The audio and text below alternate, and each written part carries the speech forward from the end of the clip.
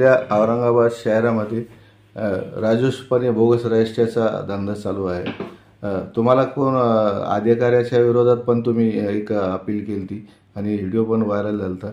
नेमकं हा जे चिकाल ठाणे प्रकरणामध्ये जे रजिस्ट्री झालेली आहे, हा आरोपी संबंधित अधिकारी असला पाहिजे, पण अधिकाऱ्याला त्याच्या विरोधात गुन्हा दाखल न होता घेणाऱ्या आणि देणाऱ्या विरोधात तक्रार झालेली आहे। का नेमका प्रकार आहे याच्यामध्ये? हे बघा, हा नेमका प्रकार असा आहे की एक रजिस्ट्री जे कार्यालय विभाग नंबर 1 दुय्यम निबंधक कार्यालयामध्ये झालेली आहे, तिथं जे सब रजिस्ट्रार होते बालाजी मधस्वार होते।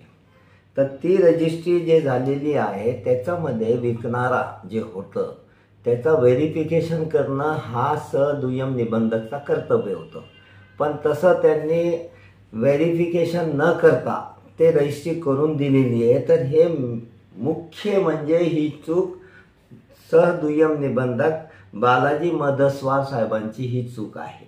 आणि मी पूर्ण प्रकरण बघितलं तर त्याच्यामध्ये सब रजिस्ट्रारची ही जबाबदारी एकमेव, पूर्ण ॲक्ट तुम्ही रजिस्ट्रेशन ॲक्ट वाचा, त्याच्यामध्ये 2च जबाबदारी आहे सब रजिस्ट्रारची। काय काय आहे? पहिली जबाबदारी ही आहे की त्या दस्तावेज सह्या केले का नाही हे बघणं, एक्झिक्युशन झालं का नाही हे बघणं। दुसरं काम काय सब रजिस्ट्रारचा? दुसरं काम हे आहे की जे व्यक्ती सेलडीट करायला किंवा कुठलंही दस्त नोंद करण्यासाठी आलेला आहे तर ज्याची सही आहे तो व्यक्ती तोच आहे का, त्याची आयडेंटिटी व्हेरिफिकेशन करणं हे दुय्यम निबंधकाचा कर्तव्य आहे। जर त्यांनी हे काम नाही केलं तर त्यांनी आपली ड्युटी करेक्ट नाही बजावली असं मानण्यात येईल। आणि खरं म्हणजे त्या केसमध्ये जर त्यांनी आयडेंटिटी व्हेरीफाय नाही केलं तर बालाजी मधस्वार हे त्याचा आरोपी असला पाहिजे कायद्यानुसार।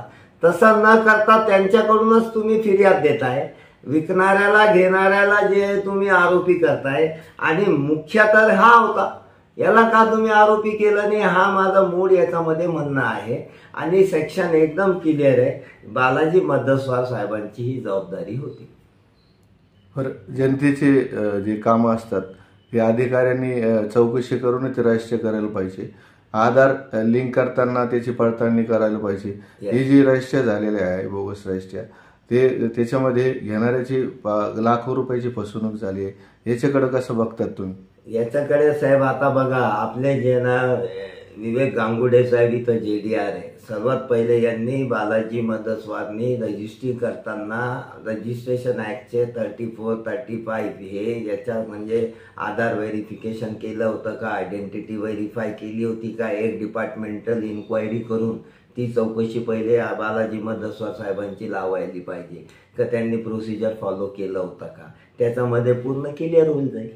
तर आपले विवेक गांगुडे साहेबांचा आहे की डिपार्टमेंटल इन्क्वायरी या रजिस्ट्रीवर बसवा आणि आधार व्हेरिफिकेशन झालेलं आहे का बघा, सगळं क्लिअर होतं, माझे आरोप तुम्हाला समोर येऊन जाईल, DE त्याच्यामध्ये बसवा।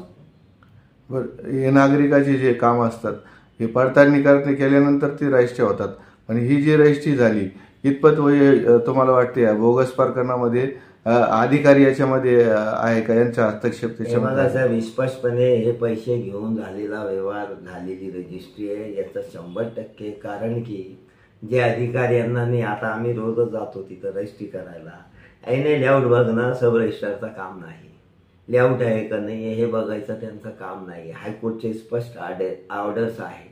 पण त्यावेळेस हे जे नाही बघायचं ते 10 वेळेस बघतात का, पैसे जास्त काढण्यासाठी, आणि जिथं जे बघायचं होतं, जे कर्तव्य होतं ते न बघता रजिस्ट्री झालेली आहे। तर याच्यातूनच हा सिद्ध होतोय की पैसे घेऊन केलेलं काम आहे आणि मोठ्या प्रमाणात करप्शन चालू आहे। मी तर एकदम स्पष्टपणे सांगतो, माझा तर आरोप नाही, मी डायरेक्ट नाव घेतोय वरिष्ठ अधिकाऱ्याचा। याच्यापूर्वी पण जे ना, हे बघा, जे यांचे श्री विजय सुधाकर भालेराव, नोंदणी उपमहानिरीक्षक व मुद्रांक उपनियंत्रक, यांच्या भ्रष्ट प्रशासनाला सापळा रचून थांबवावे व यांनी भ्रष्टाचार करून जमा केलेली अवैध संपत्तीची चौकशी करावी व संपत्ती सरकार जमा करावी। एक राष्ट्रवादीचे कार्यकर्त्यांनी विभाग राष्ट्रवादीचे कार्यकर्त्यांनी माननीय पोलीस अधीक्षक लुचपत विभागाला सुद्धा यांची तक्रार दिलेली आणि माझं सुद्धा म्हणणं तेच आहे का मोठा अधिकारी करप्ट असल्यामुळं हा पूर्ण सिस्टम करप्ट झालेला आहे. जर आपल्या औरंगाबाद छत्रपती संभाजीनगरला आपल्याला या करप्शन पासून नागरिकांना वाचवायचं असेल तर कुठंतरी माझा नागरिकांना पण हे आव्हान आहे की या पुढं या माझ्यासोबत व्हा. मी जन आंदोलन याच्यामध्ये मागच मी डिक्लेअर केलेलं आहे की एक मोठा जन आंदोलन मी उभं करणार आहे आणि ज्याच्यामध्ये पूर्ण पुरावे मी इकट्ठे करणार आहे. म्हणजे जन आंदोलन बस जय हो म्हणून नाही, मी 15 डॉक्युमेंट तयार करून 15 रिफ्युजल घेणार आहे. ते रिफ्युजलची अपील दाखल करणार आहे आणि हे रिफ्युजल का देतात आणि का लोकांचे जे डॉक्युमेंट करत नाही तर याच्या मागं यांचा इंटेन्शन पैशाचा आहे हे मला सिद्ध करणं आहे. आणि आता यांनी काही लोकांची रजिस्ट्री थांबवलेली आहे. सेक्शन 17 रजिस्ट्रेशन ॲक्ट एकदम क्लिअर आहे की हे कोणाचंही काम थांबू शकत नाही, पण पैशासाठी हे नकार देतात आणि पैसे भेटले का कामं करून देतात. तर हे करप्शनचा विषय. आणि महत्त्वाचा विजय सुधाकर भालेराव साहेब नोंदणी उपमहानिरीक्षक यांच्या नेतृत्वाखाली पूर्ण करप्शनची ही टीम काम करत आहे. हा माझा स्पष्टपणे आरोप पण आहे आणि वेळ पडल्या मी सिद्ध पण करणार आहे. आणि मी हायकोर्टात एक रिट दाखल करणार आहे आता हा व्यक्तीच्या विरोधात की यांचे चौकशी पण करा, मालमत्तेची सरकार जमा करा आणि दुसरी जी मागणी आहे त्वरित यांची इथून बदली करा आणि चांगला एक प्रशासकीय अधिकारी द्या जेणेकरून शहर जे भ्रष्टाचार मुक्त होईल. हा नोंदणी जे कार्यालय आहे. तुम्ही जे जन आंदोलन उभं करणार आहे त्याची काही तारीख वगैरे ठरली आहे का? जनतेस तुम्ही काही संदेश देणार आहे? हो, जनतेला आम्ही कळवणार आहे. आता सध्या तारीख नाही, आम्ही सध्या कागदपत्र जमा करत आहोत. त्याची दिशा अशी ठरलेली आहे की पहिली दिशा की पूर्ण डिपार्टमेंटचे जे मुख्य आहे श्री विजय सुधाकर भालेराव साहेब यांची चौकशी, यांच्या अवैध मालमत्ताची ओपन चौकशी पोलीस अधीक्षक लुचपत विभागाने केली पाहिजे. दुसरा आमचा डिमांड आहे गव्हर्नमेंटकडे की इमिजिएट तुम्ही इतक्या तक्रारी आलेल्या आहे आपल्या छत्रपती संभाजीनगरमधून रेकॉर्डवर, तर तुम्ही विजय सुधाकर भालेराव साहेबांची त्वरित बदली करा. हा दुसरी डिमांड आहे. आणि हे 2 डिमांड जर आमची पूर्ण नाही झाली तर आम्ही आंदोलन करणार आहे. आणि आंदोलन नंतर ही नाही झाली डिमांड पूर्ण तर हे दोन्ही पत्र आणि स्मरणपत्र घेऊन आम्ही हायकोर्टला आता रिट दाखल करणार आहे. हे आमची दिशा ठरलेली आहे. फक्त तारखा आम्ही समोर आहे तुम्हाला जे तुमच्या माध्यमातून देऊ. पण आमिषाला बळी पडून जे येतं डॉक्युमेंट तयार होतात रजिस्ट्री ऑफिसमध्ये, हा कितपत योग्य आहे? कारण जनतेचा फार मालमत्तेचा प्रश्न असतं, करोडोचे प्रॉपर्टी आहे जनतेचं. एखाद्या वारसाचं डॉक्युमेंट डुप्लिकेट लावून कधी कधी रजिस्ट्री होतात. हे कसं रजिस्ट्री करता येतात याचं थोडं आम्हाला माहिती द्या. नाही, ठीक आहे. वारसांचे जर डुप्लिकेट त्यांनी लावलं तर ते व्हेरिफिकेशन वारस आधार व्हेरिफिकेशन यांनी केलं पाहिजे, आयडेंटिटी व्हेरीफाय यांनी केली पाहिजे.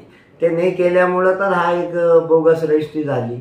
आणि यांचा काय, हे तर फिर्यादी झाले, हे आरोपी असलं पाहिजे होतं त्याच्यामध्ये. बालाजी माधस्वार त्याचा आरोपी असले पाहिजे होते. यांची मागं पण 2-3 डिपार्टमेंटल इन्क्वायरी झालेली आहे. तर हे सगळं करप्शनमुळं हे एकमेकाचे दाबून देतात. तर याला आता समोर आणावं लागेल. एक मेहनतीचा काम आहे. आता ही मेहनत मी हातात घेतलेली आहे. मेहनती लागतात, पैसेही लागतात. तर कोणी सहजपणे याच्यामध्ये टिकत नाही.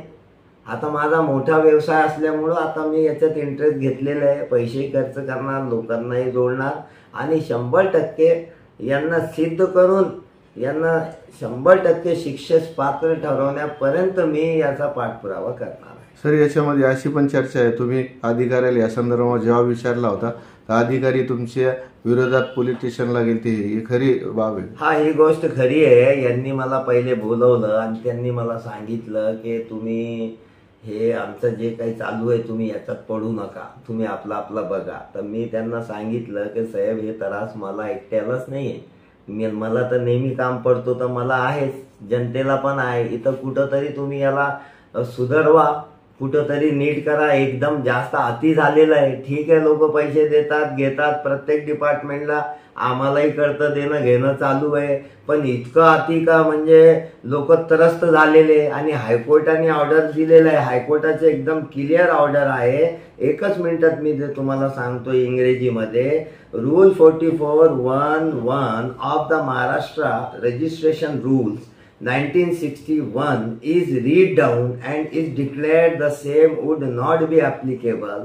The registering authority is not required to insist compliance of the condition imposed under Rule 44(1)(1) while registering the document under Section 34, Section 35 of the Registration Act 1908. The registering authority shall not reject any document on the ground of non-compliance of conditions set out in the impugnment circular dated 12/7/2021 or for non-compliance of Rule 44. याच्यात इतकं स्पष्ट सांगितलेलं आहे की जे 20/30 ची सुद्धा register यांनी बंद केलेली आहे ना, ते सुद्धा बंद करण्याचा यांचा अधिकार नाहीये. पण हे पत्र काढून बंद केलं आणि पैसे घेऊन चालू आहे. तर ते पैशासाठी यांनी बंद केली आणि रोज पैसे घेऊन हे रजिस्टर सुद्धा चालू आहे. तर त्यांना ते पण करता येत नाही. सेक्शन 17 एकदम क्लिअर आहे की 100 रुपयाचा झालेला प्रत्येक व्यवहार दोन्ही पक्षकारांनी दस्तावेज लिहून इथं येऊन नोंद करावं आणि यांना ती नोंदणी नाकारण्याचा अधिकार नाहीये. पण पैसे वाढून घेण्यासाठी नाकारतात आणि नंतर करून देतात. अशा पद्धतीने करप्शन चालू आहे. चालेल सर, आपलं धन्यवाद. आपलं नाव सर? माझं नाव अबुल आला हाशमी. माझा रजिस्ट्री ऑफिस कंपाऊंडमध्ये खासदार इम्तियाज जलीलच्या मागच्या साईडला आतमध्ये आले का इथं दिशा रजिस्ट्री मल्टी सॉल्युशन्सच्या नावाने रजिस्टर्ड माझं ऑफिस आहे. याचा मी प्रोप्रायटर आहे आणि यामुळं मी जास्त त्रस्त आहे म्हणून मी जनताला सोबत घेऊनच आता हा आंदोलन करणार आहे. थँक्यू.